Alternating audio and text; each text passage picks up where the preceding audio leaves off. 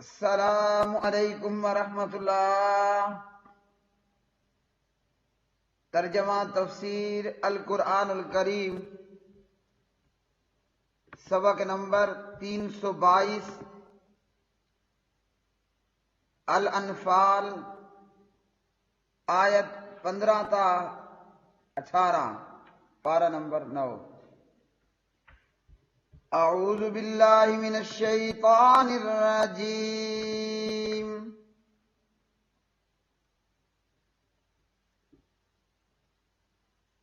یا ایہا الذین آمنوا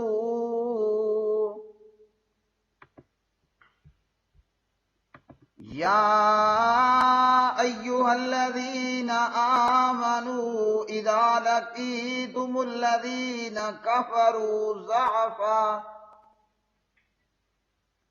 اذا لقیتم الذین کفروا زحفا فلا تولوهم الادبار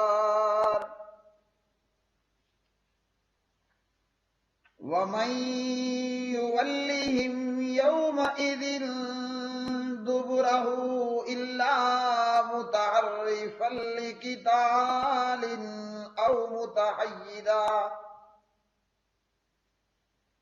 أو متحيزا إلى فئة فقد باء بغضب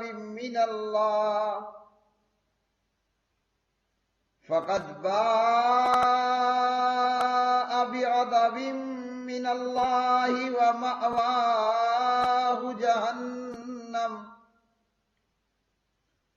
وبئس المصير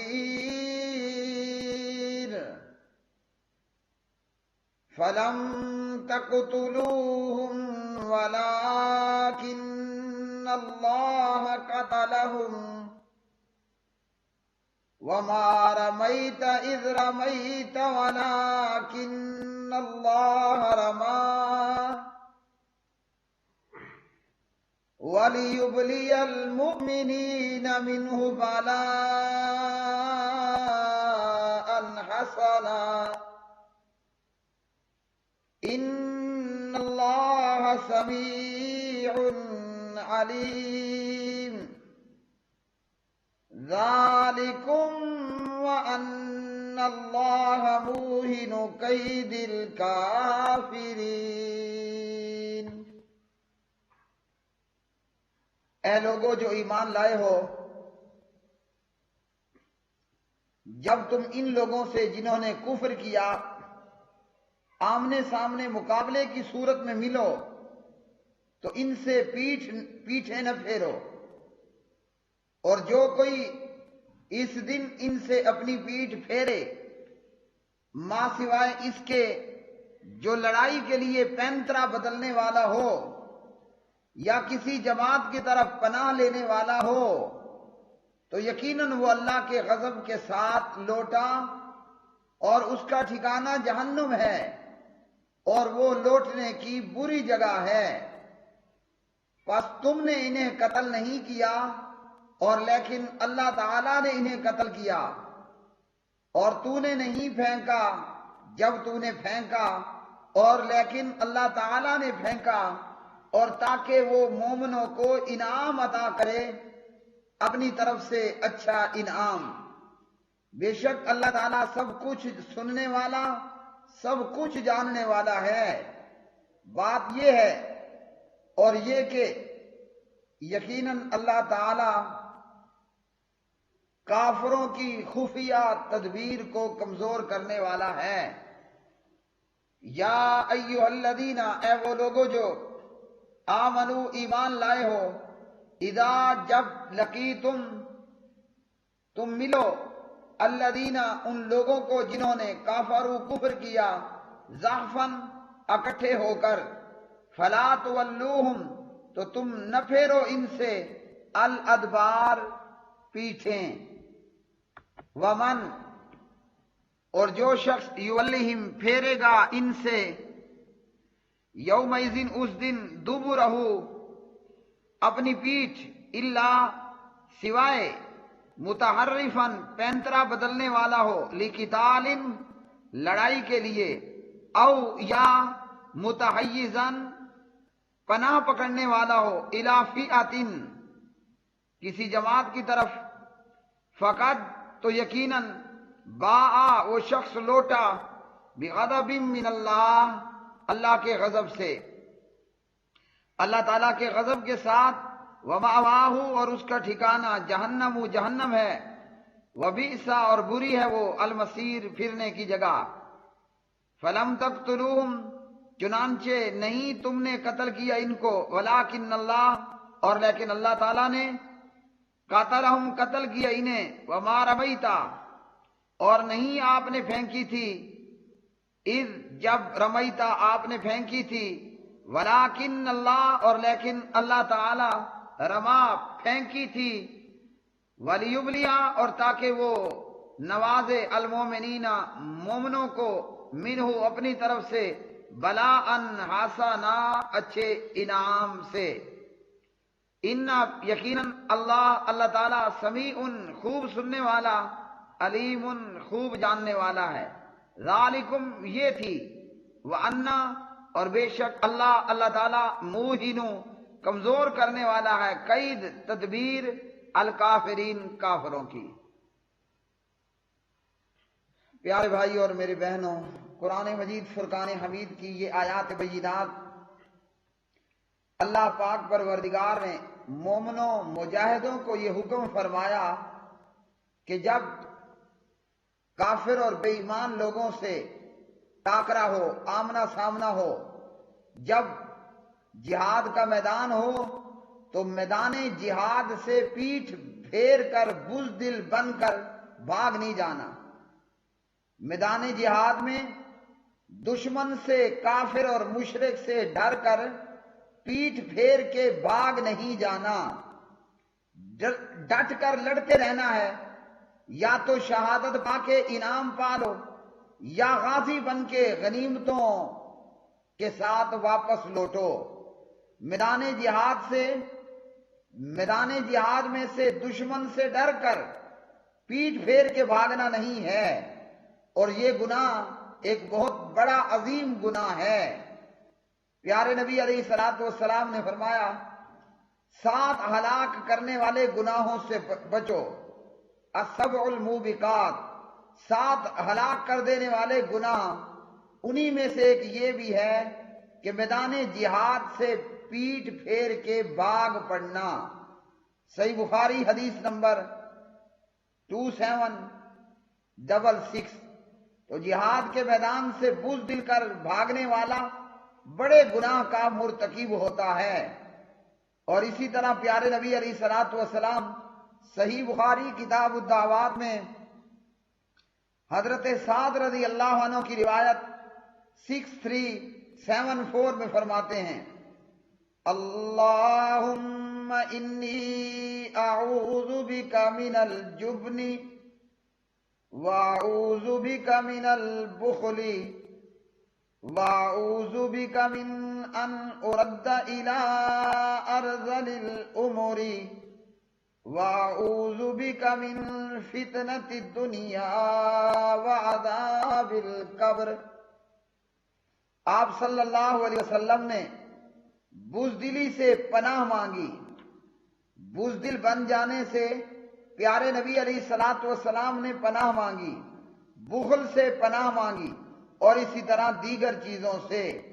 تو دشمن کے مقابلے میں ڈٹ کے کھڑا رہنا ہے اور بزدلی اختیار نہیں کرنی۔ میدان جہاد سے بھاگ پڑنا یہ بہت بڑا گناہ ہے، اور قرآن مجید نے ہمیں یہ تعلیم دی کہ دشمن کا مقابلہ کرنا ہے اور دشمن کے مقابلے میں ڈٹ کے کھڑے رہنا ہے۔ ہاں، سوائے وہ کہ جو جنگ کا پینترا بدلنے والا ہو۔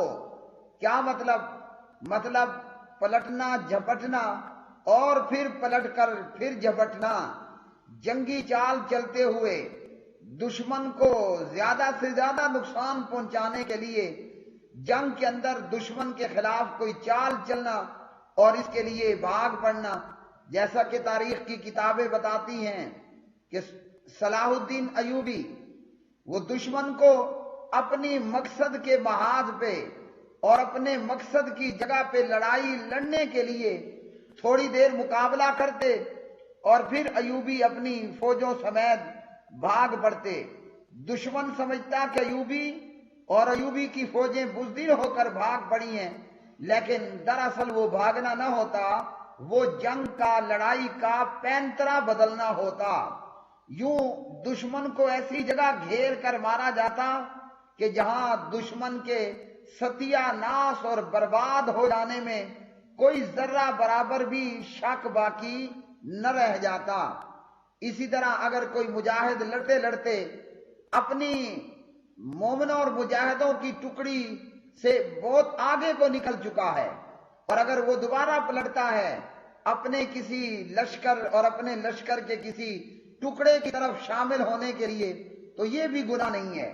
گناہ یہ ہے کہ کوئی جہاد کے میدان سے فرار ہو کے بھاگ پڑے اور دشمن سے ڈر کر وہ میدان جہاد سے نکل جائے، تو پھر ایسے لوگوں کے تعلق سے فرمایا کہ یہ بندہ اللہ کے غضب کے ساتھ لوٹا اور اس کا ٹھکانہ جو ہے وہ جہنم ہے، یعنی یہ عمل ایک بہت بڑے گناہ پر مبنی ہے۔ پھر اللہ سبحانہ و تعالیٰ نے فرمایا کہ تم نے ان ابو جہل اینڈ کمپنی ان کافروں کو قتل نہیں کیا بلکہ یہ تو اللہ سبحانہ و تعالیٰ نے کیا۔ کیا مطلب؟ کہ مومن اور مجاہد جب میدان جہاد میں آتا ہے تو وہ تیر و تفنگ پہ بھروسہ کر کے نہیں آتا، وہ اپنے بارود اور اپنے اسلحہ پہ بھروسہ یا گھمنڈ کر کے میدان جہاد میں لڑنے کے لیے نہیں آتا۔ کافر ہے تو وہ تیر و تفنگ پہ بھروسہ کرتا ہے، کافر ہے تو اسے گولہ و بارود پہ بھروسہ ہوتا ہے، کافر ہے تو اسے لڑائی کے لڑنے کے سامان پہ بھروسہ ہوتا ہے، کافر ہے تو آج اپنی جدید ٹیکنالوجی اور لڑنے کے جدید ٹیکنالوجی اور آلات پہ بھروسہ کرتا ہے۔ مومن میدان جہاد میں مجاہد جب جہاد کرتا ہے تو اس کا بھروسہ فقط اللہ سبحانہ و تعالیٰ کی ذات پہ ہوتا ہے، چاہے لڑائی لڑنے کا سامان اس کے پاس میسر ہو یا کہ وہ تنے تنہا ہو۔ ہاں، اللہ سبحانہ و تعالیٰ کا حکم یہ ضرور ہے کہ وَأَعِدُّوا لَهُم مَّا اسْتَطَعْتُم مِّن قُوَّةٍ، کافروں سے لڑنے کے لیے اپنی قوت کو تیار رکھنا ہے، لیکن بھروسہ تیر و تفنگ اور گولے بارود پر، ٹینک اور توپ اور میزائل اور جہاز پہ بھروسہ نہیں کرنا۔ بھروسہ کرنا ہے تو فقط اللہ کی ذات پہ۔ فرمایا تم نے قتل نہیں کیا، ان کافروں کو تو اللہ سبحانہ و تعالیٰ نے ہی قتل کیا۔ مطلب کہ اللہ سبحانہ و تعالیٰ کی مدد نہ ہوتی تو تم فتح یاب نہ ہو سکتے، اور مومنوں اور مجاہدوں کی جماعت بھلے کسی وقت میں تھوڑی ہو، جیسے بدر اور احد کے اندر 313 اور اسی طرح اس کے لگ بھگ، اور میدان احد کے اندر نبی علیہ الصلوۃ والسلام کے ساتھ کھڑے ہو جانے والے ان کی تعداد وہ صرف 700، اور اس کے مقابلے میں بدر کے اندر دشمن 3 گنا سے بھی زیادہ، 950 اور 1000 کے قریب، اور احد کے اندر دشمن کا لشکر 3000، جبکہ مسلمان اس میں برائے نام یا اس کے بعد مزید کئی جنگیں ہوئیں۔ نبی علیہ السلام کے دور کے اندر بھی میدان کارزار سجے، اور جناب صحابہ کرام کے ادوار کے اندر بھی بہت ساری جنگیں ہوئیں۔ بعد کی جنگوں کے اندر مسلمانوں کی تعداد کئی مارکوں میں زیادہ رہی، لیکن اللہ رب العالمین یہ بتا رہے ہیں تعداد زیادہ ہو کہ کم ہو، یا یہ کہ لڑائی لڑنے اور جھگڑنے اور جہاد کرنے کا سامان حرب کم ہو کہ زیادہ ہو، قتل اللہ نے کیا اور وہی اللہ ہی قتل کرتا ہے۔ مطلب کہ ان تمام چیزوں کو، وسائل کو اختیار تو کرنا ہے، جمع تو کرنا ہے، مگر یہ کہ بھروسہ وہ فقط اللہ وحدہ لا شریک نہیں کیا ہے۔ اللہ کی مدد ہے تو دشمن شکست کھا جائے گا، اور اگر اللہ کی مدد نہیں ہے تو دشمن شکست نہیں کھائے گا۔ فرمایا اللہ نے قتل کیا، تم نے قتل نہیں کیا۔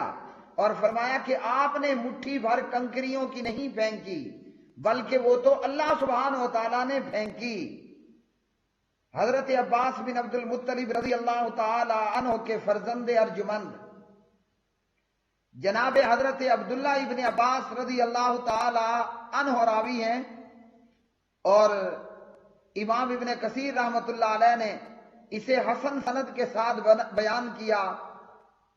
رسول اللہ صلی اللہ علیہ وسلم نے بدر کے مارکے میں دونوں ہاتھ اٹھائے اور کہا کہ یا رب، اگر یہ جماعت ہلاک ہو گئی تو پھر زمین پر عبادت نہیں کی جائے گی، یعنی پھر تیری عبادت کرنے والا کوئی نہیں ہوگا۔ تو جناب جبریل علیہ السلام نے پیارے نبی علیہ السلام سے فرمایا، آپ مٹھی میں کچھ مٹی لے لیں، اپنی مٹھی میں کچھ مٹی بھر لیں۔ پیارے نبی نے جبریل علیہ السلام کے کہنے پر ایک مٹھی مٹی لے لی اور پھر ان کافروں کی طرف پھینک دی۔ آپ نے جو مٹھی پھینکی وہ ان کافروں کی طرف پھینکی، تو جو بھی مشرک تھا اس کی ناک کے اندر اور اس کے منہ کے اندر اس مٹھی مٹی بھر کا کچھ نہ کچھ حصہ ضرور گیا اور وہ پیٹ دے کر بھاگ گئے۔ تو فرمایا کہ مٹھی آپ نے نہیں پھینکی، یہ تو مٹی اللہ نے ہی ان کی طرف پھینکی، یعنی یہ معجزہ پیغمبر کے ہاتھ پہ ظاہر ہوا، لیکن کرنے والا کون تھا؟ وہ اللہ وحدہ لا شریک تھا۔ یہ اللہ کی قدرت سے ہوا، ورنہ ایک مٹھی کہاں اتنے بڑے لشکر کے جو ہے وہ ناک میں اور اسی طرح اس کے چہرے اور اس کے منہ میں جاتی ہے۔ تو در حقیقت یہ اللہ کی قدرت سے ہوا۔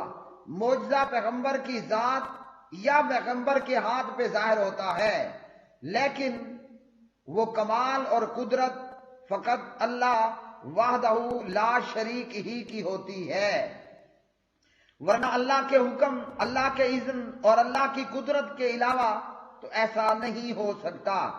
اب بعض جاہل صوفیوں نے کیا کہا؟ ان آیات سے یہ کہا کہ تم نے قتل نہیں کیا، اللہ نے قتل کیا، آپ نے مٹی کی مٹھی نہیں پھینکی، اللہ نے پھینکی۔ انہوں نے حلول اور اس طرح کے دیگر عقائد جو ہے وہ اختیار کر لیے، کہ وحدت الوجود کے عقائد اختیار کر لیے کہ من تو شدم تو من شدی، من جا شدم تو تن شدی، تاکس نگوید بعد ادا من دیگرم تو دیگری، کہ صحابہ اللہ تھے، اللہ صحابہ تھا، اللہ نبی تھا، نبی اللہ تھا، نعوذ باللہ من ذالک۔ جبکہ یہ باتیں سراسر کفریہ باتیں ہیں اور اسلام کی جڑ کو کاٹ دینے والی باتیں ہیں۔ یہ عقائد سراسر حرام اور شرک اور کفر پر مبنی ہیں۔ تو کیا مطلب پھر؟ نعوذ باللہ بدر میں جو شہید ہوئے کیا وہ اللہ تھے؟ اور جو شہید کرنے والے تھے نعوذ باللہ وہ کیا تھے؟ یہ تمام باتیں سراسر حرام ہیں۔ اللہ رب العالمین نے سورۃ الاخلاص کے اندر واضح طور پر فرما دیا کہ آپ کہہ دیجئے اللہ احد ہے، وہ الصمد ہے، وہ لم یلد ولم یولد ہے، وہ ولم یکن لہ کفوا احد ہے، کہ اللہ ایک ہے، وہ بے نیاز ہے اور کوئی اس کی اولاد نہیں، اور وہ بھی کسی کی اولاد نہیں ہے، اور اس کے برابر اور اس کے ہمسر کوئی نہیں ہے۔ تو اللہ وحدہ لا شریک کی ذات نہ کسی میں حلول کرتی ہے، نہ اللہ سبحانہ و تعالیٰ کے یہ وجود کے مظہر ہیں، بلکہ اللہ وحدہ لا شریک تو حی قیوم ہے، کہ جو زندہ ہے اور قائم رکھنے والا ہے، اور وہ ذات موت سے پاک ہے، بلکہ فرمایا لا تاخذہ سنۃ ولا نوم، اسے تو اونگ بھی نہیں آتی اور نیند بھی نہیں آتی ہے۔ جبکہ بدر کی رات میں اور بدر کے مارکے میں صحابہ کرام رضوان اللہ علیہم اجمعین وہ تو سوئے ہوئے، ان پر تو اونگ طاری تھی۔ تو مطلب اللہ پر بھروسہ کرنا ہے، اور وہی اللہ پھر اپنے آپ پر بھروسہ کرنے والوں کو کامیاب و کامران کرتا ہے۔ اور فرمایا کہ اللہ سبحانہ و تعالیٰ کافروں کی خفیہ چالوں کو کمزور کرنے والا ہے۔ کافروں نے یہ چال چلی کہ آج ہمارا لشکر زیادہ ہے اور اسی طرح مزید ان کی چالیں اور ان کا مکر و فریب، ان کے سارے مکر و فریب وہ دھرے کے دھرے رہ گئے، اور اللہ سبحانہ و تعالیٰ نے اسلام کو، پیغمبر اسلام کو اور مسلمانوں کو فتح و کامیابی سے کامران کیا۔ تو کامیابی کب آتی ہے؟ جب فضائے بدر پیدا ہو۔ وہ 313 کے لگ بھگ تھے، لیکن ان کا ایمان اور ان کی اطاعت وہ آسمان کی بلندیوں کو چھو رہی تھی۔ آج ہم کروڑوں کھربوں اربوں میں ملینز کے اندر موجود ہیں، لیکن ہمارا ایمان ہمارے سر کے اوپر سے بھی بعض دفعہ نہیں جا رہا ہوتا۔